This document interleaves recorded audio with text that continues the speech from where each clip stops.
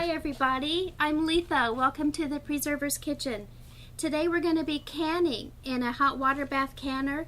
We're putting up fresh tomatoes with basil and garlic. Have a look at these tomatoes. They were picked this morning. They're at their peak of ripeness. They weren't picked weeks ago and put on a truck and sent to the supermarket. The basil came right out of the garden.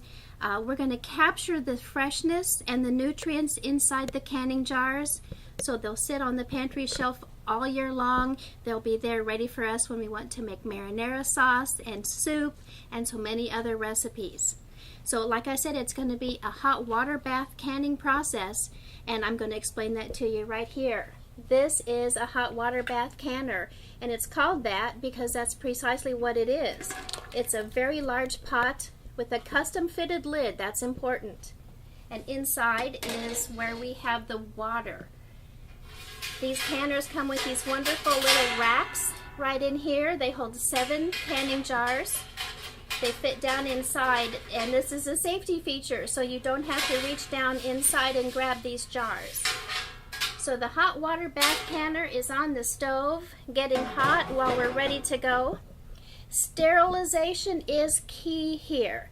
We must remove all bacteria when we're canning, otherwise that bacteria grows inside the canning jars and causes decay, and the food is spoiled. It's not healthy, it's not safe. So we sterilize everything, even the lids and the jars of the canning jars go in here as well. Boiling water for at least 10 minutes kills all the bacteria. Tomatoes are a high acid food. That's why they only need the water bath canner. They don't need pressure canning, and we'll do that another day.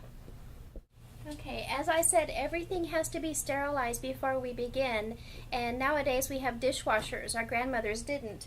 But the heat inside of a dishwasher is hot enough to sterilize your canning jars. So before you begin canning, go ahead and put your jars in here and all the equipment that you're going to be using. This is a pint-sized canning jar, and it's important to use only perfect jars. So hold every jar up to the light. Look for cracks and imperfections, and then lightly run your finger around the edge on the top. And if you feel any kind of a nick or a chip, throw that glass jar away. It's not safe to use. They must be perfect. So go ahead and put your glass jars and all of the equipment that you're using. I need tongs today and spoons. I've got my jar lifter that came with my canner. I've got a ladle. Anything that you think you might need that's going to touch the food or the inside of the jar must be sterile. In the dishwasher it goes, on high, and just keep everything in there nice and hot until you're ready to use it. Okay, let's get these tomatoes ready to go in the jar. Examine them. They must be perfect. Any kind of a dark spot or a decayed area, any bruising, you have to take away, because again, it's decay and it'll be inside the jar for, the whole season, and it will cause everything else in the jar to decay, so let's get rid of that. The stem has to go. I take my small paring knife and just run around the stem and pop it right out. And I sort of can like an assembly line. I just do one task to all the tomatoes, then do the next task to all the tomatoes. It just works out a little quicker and a little more organized that way. Okay, so these tomatoes are all inspected and picked over. These didn't have any bad spots on it. We're going to have to take the skins off, and we do that by blanching, and you probably know what that is. That's when you submerge food in boiling water for just a few seconds and then plunge into ice water to stop the cooking process. And that's a very easy way to get the tomato skins to slip right off.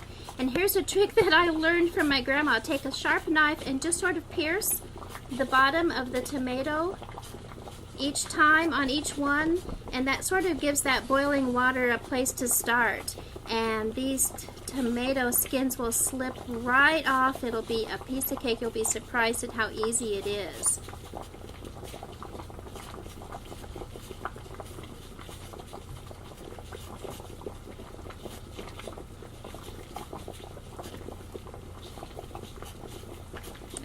think I have them all going.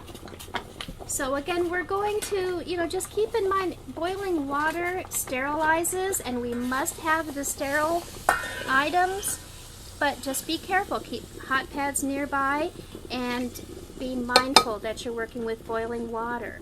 So the tomatoes go into the pan of super hot boiling water, and you can fill this up. Do this quickly. We're counting. Tomatoes need only 30 seconds in the boiling water in order to loosen those skins. So they're all in, and we'll count 30 seconds. And today we have it so good. We can just go to the supermarket and buy whatever we want. It's easy, it's convenient, but it's not as healthy as growing and preserving your own food. And I preserve food today in honor of my grandma, who raised her family during the Great Depression. My grandpa had 7 children and only made $1 a day. So they did not have any money to buy clothes or toys or books or shoes, but they were rural folks and had a garden and some livestock, so they could feed their family. And that's the only thing Grandma could do for her babies, was to feed them. So she equated food with love. And that's an association that she kept her entire life. If she loved you, she fed you. And being her granddaughter, she loved me dearly and fed me very, very well. Prosperity returned. They did better. They did pretty well later on in life. But she continued to preserve her foods because she remembered it's more economical, it's more nutritious, and it just plain tastes better. So these have been in here about 30 seconds, so we can turn the steam or the heat off. Let's get them out of the boiling water right into the ice water bath. And this doesn't do anything else but just stop the boiling. We're not cooking the tomatoes. We're just loosening the skins. The flesh inside sort of shrinks back away from the skin, and you can slip the skins right off. Again, be cautious. It's boiling water. We don't need any accidents. Okay, there we go. So these have probably cooled off. The ones I put in here have cooled off enough. I think I can get a hold of one. Now watch how easily this is. I've got my scrap bowl right here. And that boiling water has loosened these skins. Look how quickly this comes right off. This should be fun. You should enjoy your time in the kitchen. You should be proud of yourself for preserving. Take it as easy as you can. These little tips I'm giving you are meant to save you time and work, so take advantage of them. See how easy they slip right off?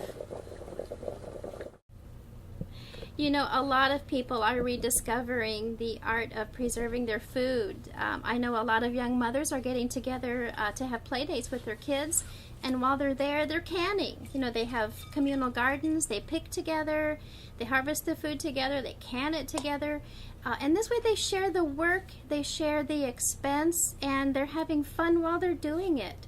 It's a trend that's really sweeping across the country. And it seems to be new for a lot of people. A lot of people I talk to haven't experienced it before. But really, it's just a revisiting of the way of life that generations ago survived. So these tomatoes are peeling so easily. And let me get this last one in the bowl. All right, let me clear the decks. Get this out of the way.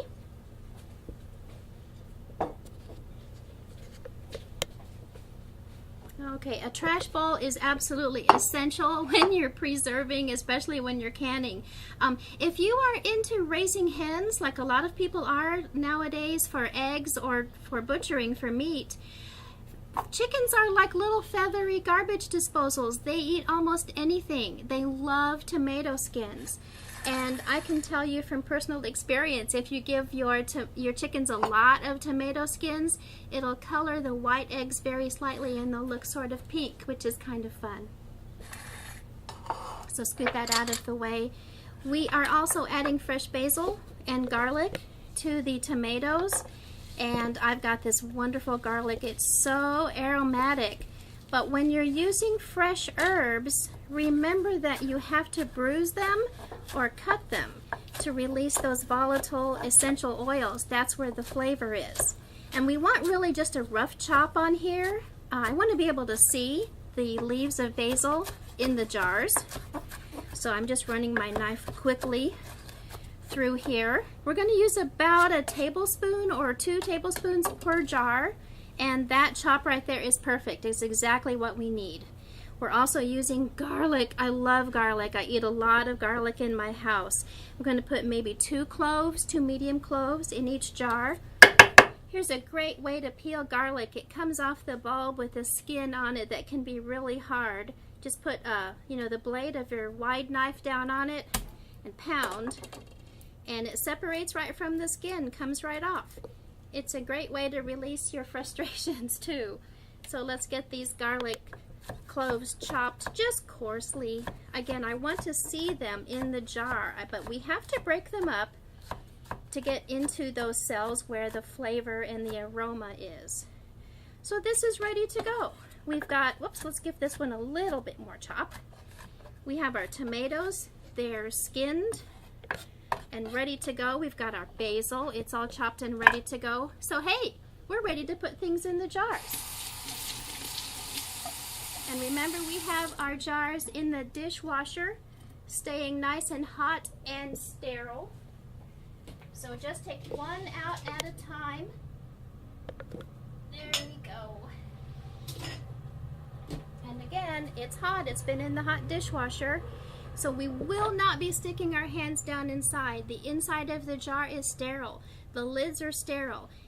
That way there's no bacteria that can grow inside of here, and it's a safe way to preserve your food. I can't emphasize enough how important it is to keep everything sterile. So we're going to, I like to chop my tomatoes in halves or quarters, good sharp knife. And tomatoes have these kind of, jelly-like centers where the seeds go. And I take that out, just sort of a little bit of finger work there. You don't have to work real hard at getting it all out.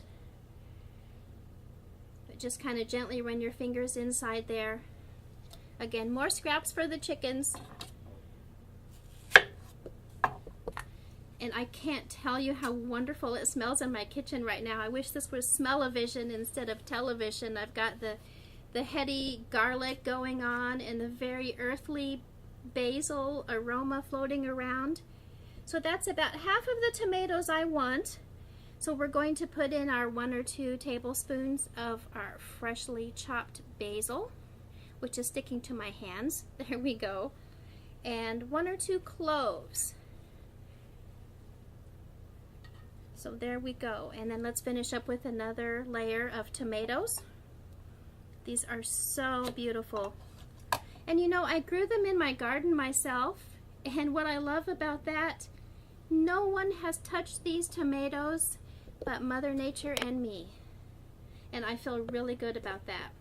I'm not paying for a food processing plant. I'm not paying for a supermarket or its employees. So I'm saving money. I'm capturing the freshness and the nutrients in there. It's a very good feeling.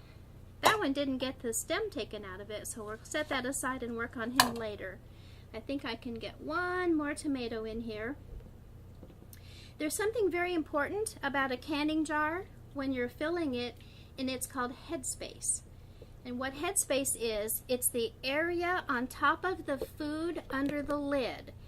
And it's important that you keep the headspace at 1/2 of an inch for tomatoes. Now watch what I'm doing. I'm pushing on here with the spoon, and it's squeezing out the juice. Inside a canning jar, you want only one thing. You only want food. You do not want air. So you have to fill up the entire jar with food or juice or a combination thereof. And I think now that I have squished that down to make juice, I have room for 1 more 1/2 of a tomato. Let's get that put in here. And again, squish down. And do you see the area at the top here? That's about 1/2 of an inch. That's what you need. There are also air bubbles down inside of there. If you look closely, you can see them. They have to go. Air is your enemy inside of a canning jar. So I had a butter knife in the dishwasher, nice and sterile, and I'm just running it around the canning jar, releasing any air bubbles. Air allows food poisoning, botulism, bacteria to grow, has no place inside your canning jar. That's why the rules are very, very important. Nothing to worry about, just something to be very mindful of. Okay, so that is a nicely filled canning jar with fresh tomatoes and basil. Now we will put 1/2 of a teaspoon of salt in the top. And if you're salt sensitive, you can cut it in half and use 1/4 teaspoon. You do need to put salt inside of your canning jars. Salt is a preservative. It's an ancient preservative. We still use it today because it works and it's an important step. I have my lids over here in a pan of boiling water, and they're nice and hot, so I know they're sterile.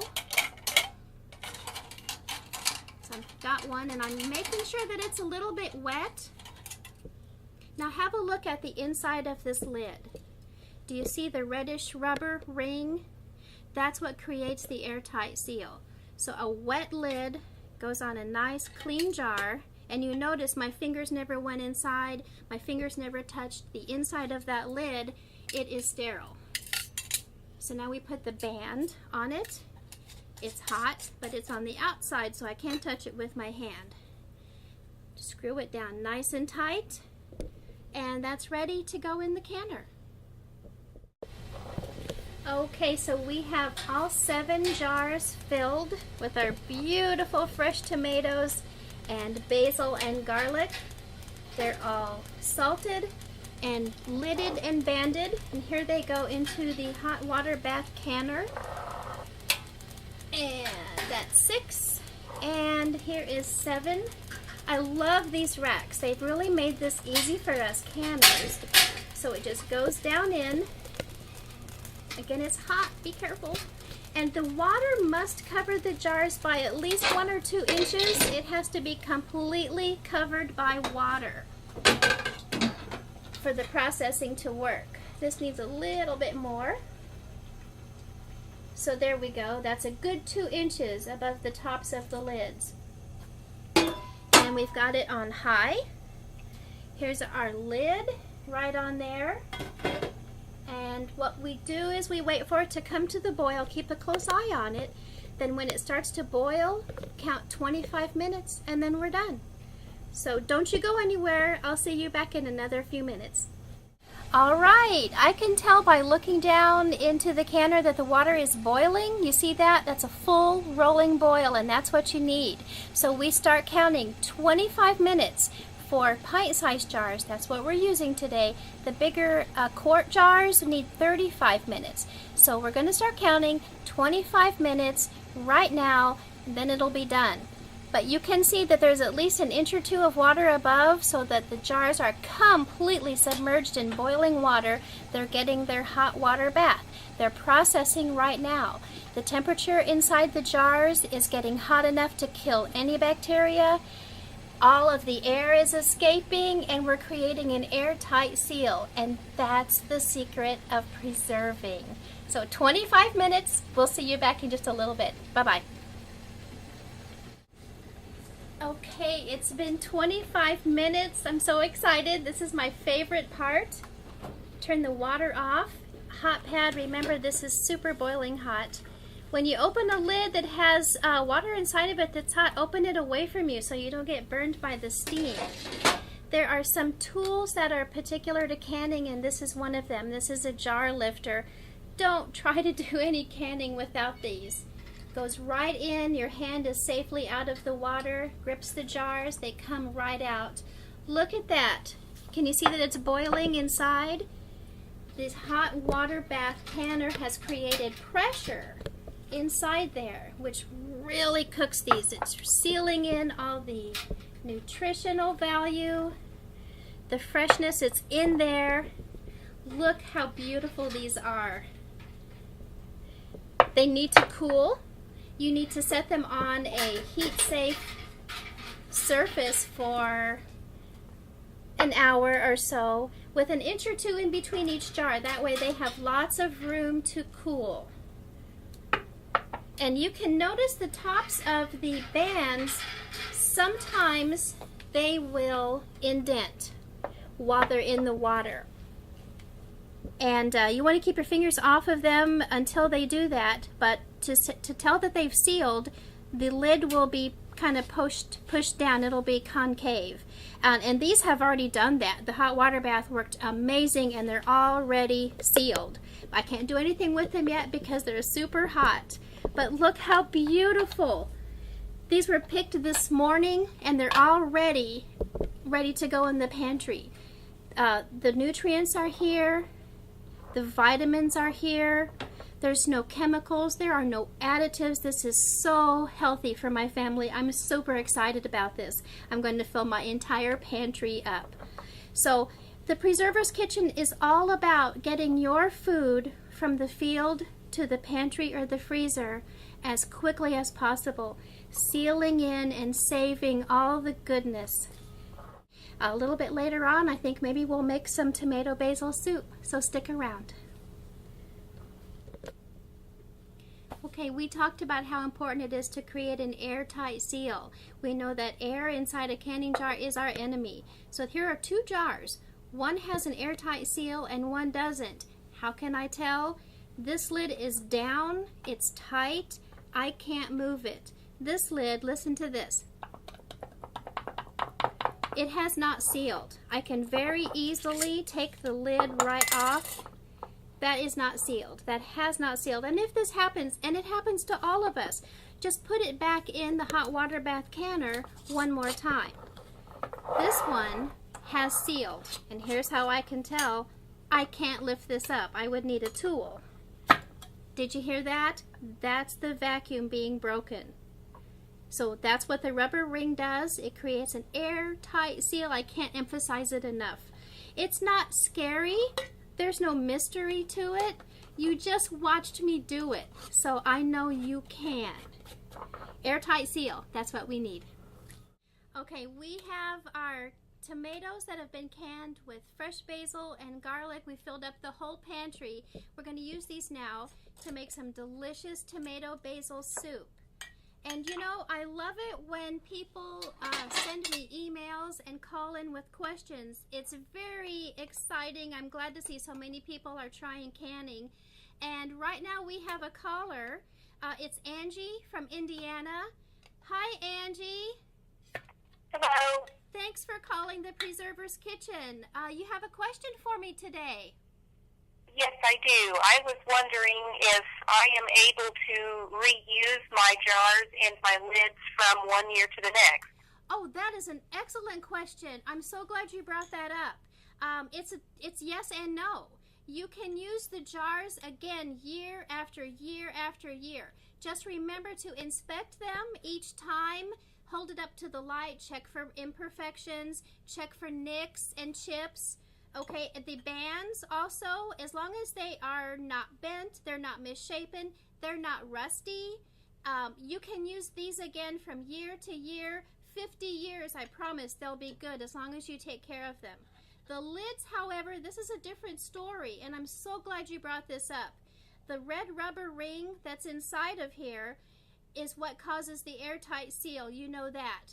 What you may not realize is when it's in the canner, whether it's a water bath canner or a pressure canner, that rubber can degrade a little bit. So do not use these from year to year. Throw these away. It's a small expense, but your safety is more important than saving a couple of dollars. So yes to the jars and yes to the bands. They can be used from year to year, but the lids, nope, you got to throw those away. Okay, thank you so much. Did that answer your question? Yes, it did. Thank you so much. You're welcome, Angie. Have a great day and keep on preserving. Thank you. Okay, that was great. I'm so glad she called in with that. We've opened our jar of processed tomatoes with basil and garlic. Oh, this smells phenomenal.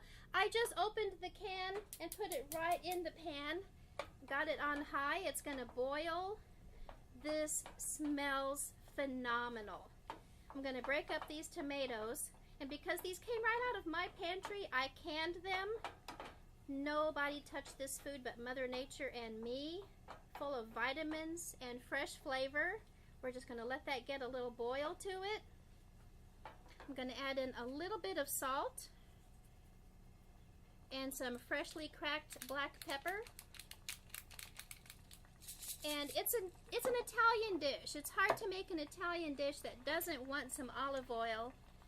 So a teaspoon or two right in there, and it's coming up to the boil.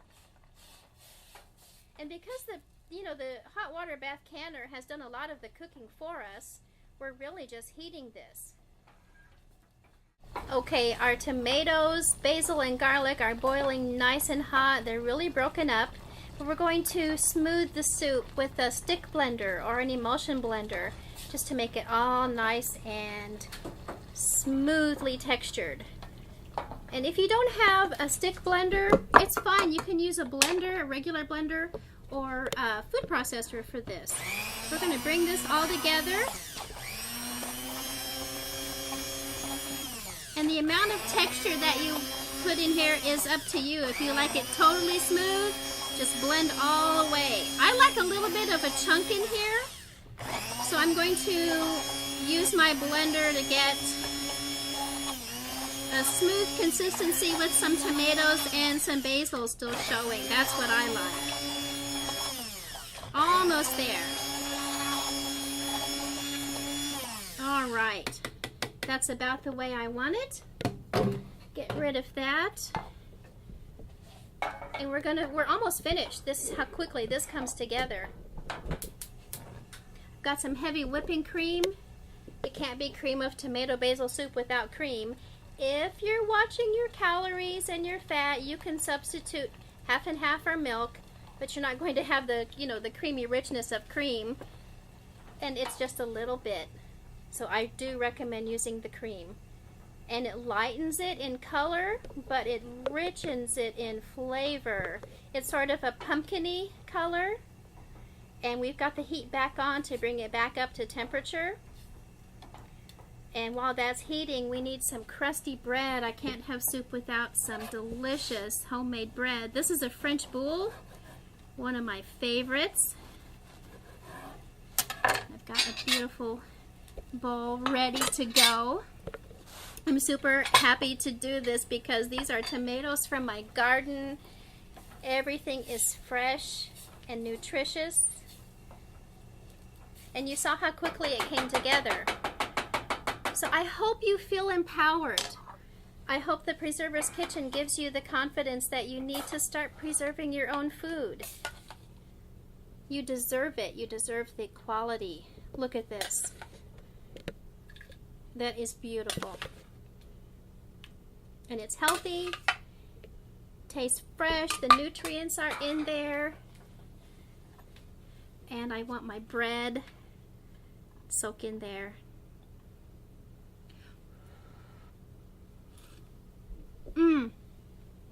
Oh, it's phenomenal. It's so good. One more bite.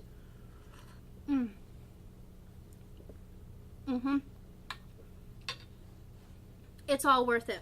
It's all worth it. I didn't have to go to the grocery store. I went to the garden for my shopping. I prepared it at home. There's no chemicals, no additives. And I'm set for the season. My tomatoes are done. I'm ready to go. I'm going to leave you now. Come back and join us again on the Preserver's Kitchen. Remember to go to the website, thepreserverskitchen.com, and download our canning guide. That way you can follow along and you know what to do to be safe. Have fun. And I'm going to finish the rest of the soup.